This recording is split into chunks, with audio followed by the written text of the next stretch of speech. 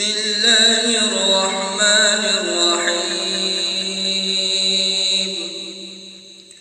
يسبح لله ما في السماوات وما في الأرض الملك القدوس العزيز الحكيم هو الذي بعث في الأميين رسولا منهم يتلو عليهم آياته ويزكيهم ويعلمهم الكتاب والحكمة وإن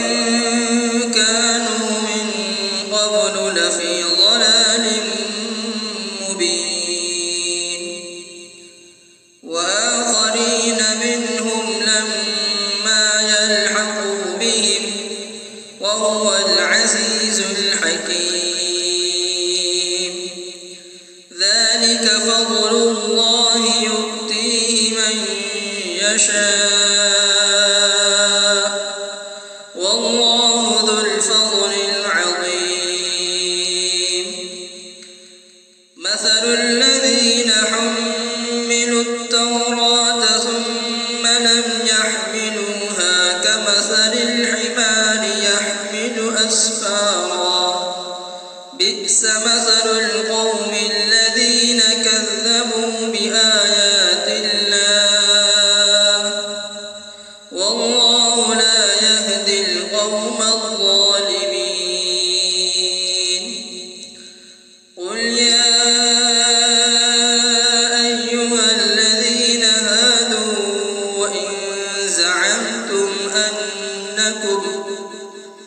إن زعمتم أنكم أولياء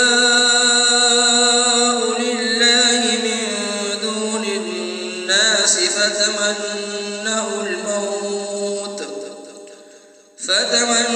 الموت إن كنتم صادقين ولا يتمنونه أبدا بما قدمت أيديهم والله عليم بالظالمين قل إن الموت الذي تفرون منه فإنه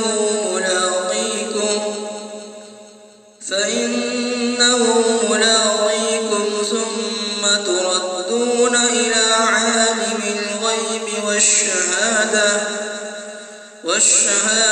فينبئكم بما كنتم تعملون يا أيها الذين آمنوا إذا نودي للصلاة من يوم الجمعة فاسعوا إلى ذكر الله وذروا البيع